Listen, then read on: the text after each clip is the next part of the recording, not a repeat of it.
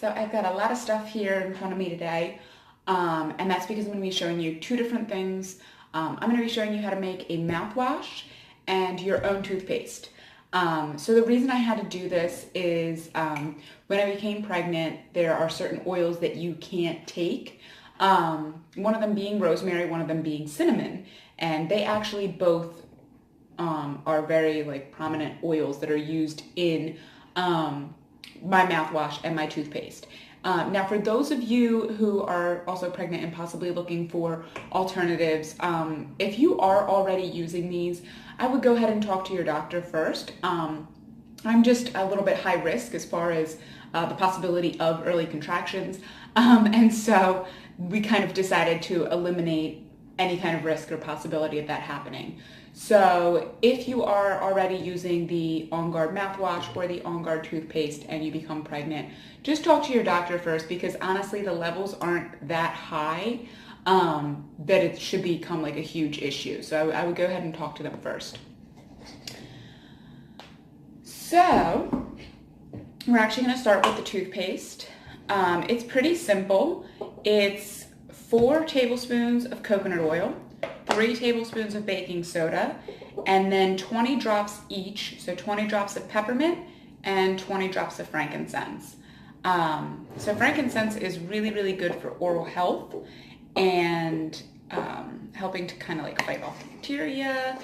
And peppermint, obviously, we like our breath to smell fresh, so why not use it? And it's actually also very good for your oral health. So we are going to start off with the coconut oil. And you can use any brand. This is Kirkland. So we're going to go ahead and grab 4 tablespoons. And it's still pretty cold out, so obviously my coconut oil is frozen. Here we go. Here's 1. So those of you who are doing this maybe in the summertime when your coconut oil is a little bit more liquid, a little less solid, you probably don't have to do this next step. But for those of you who are doing this in the winter, or any time that you have a cooler house, you're going to have to worry about this next step. So this next step, after you get your 4 tablespoons of coconut oil, is actually going to be to melt the coconut oil. So there's a few different ways to do this. You can literally just microwave your coconut oil. That's totally fine. Personally, I try not to microwave it, because when you microwave it, you do run the risk of overheating it. And it doesn't make a huge difference, but I try to not cook my oils as much as possible. So there's my 4 tablespoons. And we are going to take a quick trip to the kitchen. So I was saying you could use a double boiler, but if you do not have a double boiler, you can simply boil some water. I know this isn't at boiling, but close enough. Coconut oil actually melts pretty quickly. So I've got my hot water, and I also, because I'm using a small jar, I'm going to use this canning tool to lower my jar into the water. And I'm actually using a very small amount of water here because my jar is kind of a smaller height. If you have a taller jar, you can use your fingers maybe and stick it in there and put a little bit more water. So we're just going to leave that in there for a couple of seconds. So this is after 30 seconds. I'm just going to show you. You can see it's already melting. I'm going to leave it in there for about 30 more seconds.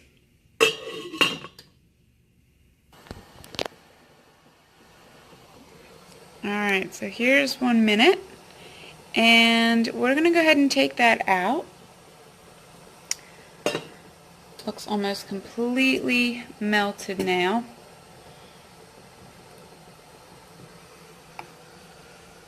Yeah, perfect. So don't worry if you still have a couple of chunks in there like I do. That will actually continue to melt because the oil around it is warm. And when you mix it, it will also continue to melt a little bit. But you can see that there's a couple little bubbles that are starting to come up. You don't really want to boil your coconut oil, so once it's almost all the way liquid, you're fine. So we're going to head back over to the table now. Alright, so we've got our mostly melted coconut oil, and I'm just going to use this whisk and just kind of break up some of those larger chunks of not melted coconut oil. Perfect. So it doesn't need to be perfect. Like I said, the coconut oil, the solid chunks will slowly continue to disintegrate and melt. But we have a few more steps to do. So now we're going to go ahead and add baking soda, 3 tablespoons.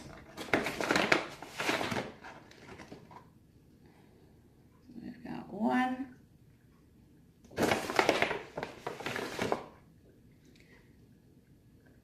2.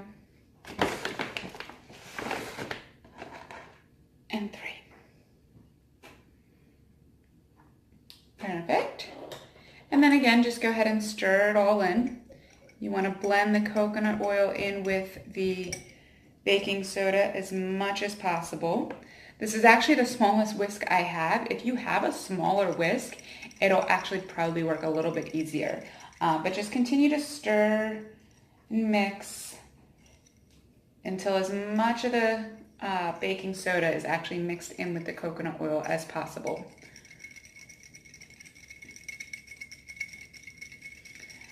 So these couple of steps here you want to do as quickly as possible, just because you want to make sure that you're doing it before the coconut oil gets hard again. Don't worry, you do have time. It should take a little while before it solidifies again, but you want to do it as quickly as possible.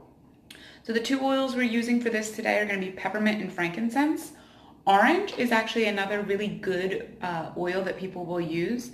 And one of the other options that I'll do when I'm making this will be 10 drops of frankincense and 10 drops of orange, and then the 20 drops of peppermint. But today we're just doing 20 and 20. So, 1, 2, 3, 6, 7, 8, 9, 10, 11, 12, 13, 14, 15, 16, 17, 18, 19, 20. So we've got our 20 of peppermint, and then we'll go ahead and do our 20 of frankincense. 1, 2, 3, 4, 5, 6, 7, 8, 9, 10, 11, 12, 13, 14, 15, 16, 17, 18, 19, 20. A little too much. And then again, just go ahead and give that a nice little stir.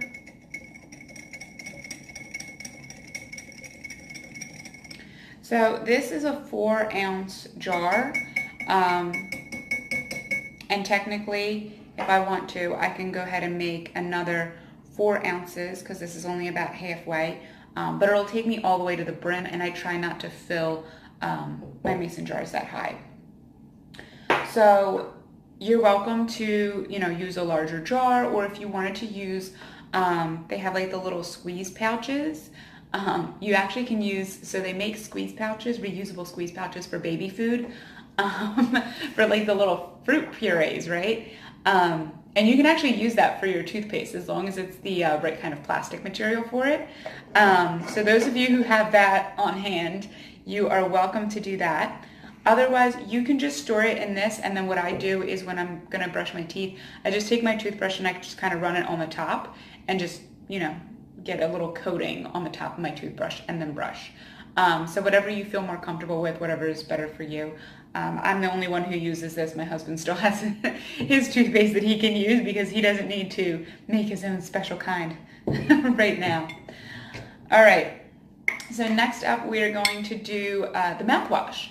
So what I like to do for the mouthwash is actually really simple. I don't do a whole lot as far as like what I put in my mouthwash. There's a lot of different things that you can add. For me personally, I really just mouthwash after flossing to help freshen my breath because flossing just always smells disgusting. But that's me, and that's just how I floss and mouthwash. Depending on what it is you like to do, you can add additional things to your mouthwash.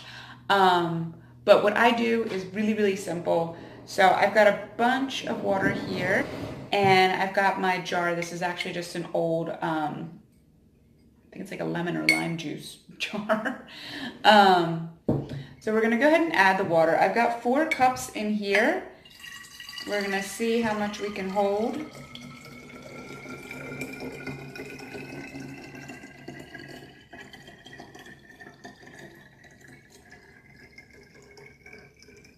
Looks like we're gonna take all 4.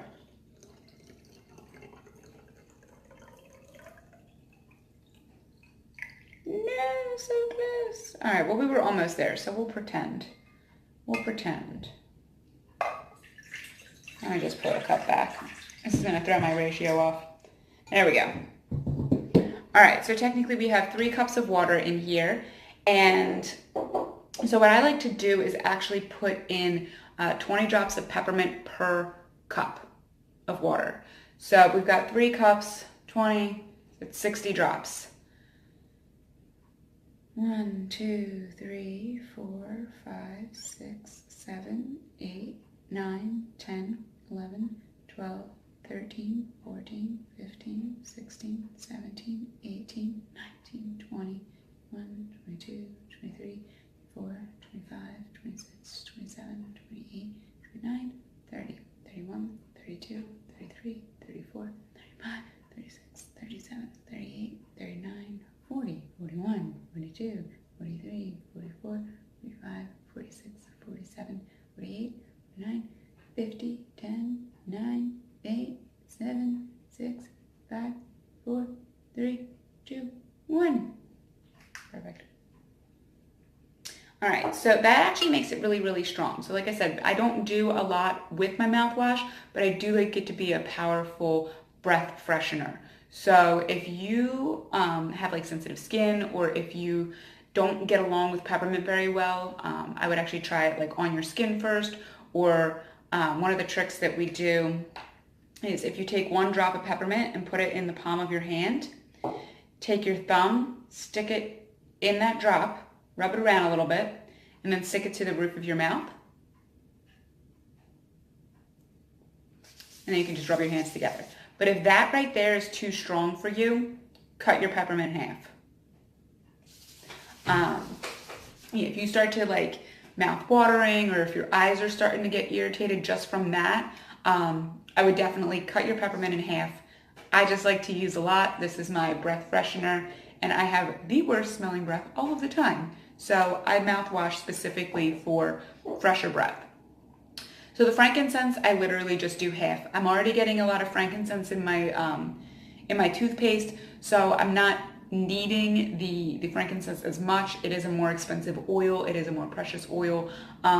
So if you want to just do half, that's what I do. So I just did 60 drops of the peppermint. I'm going to go ahead and do 30 drops of frankincense.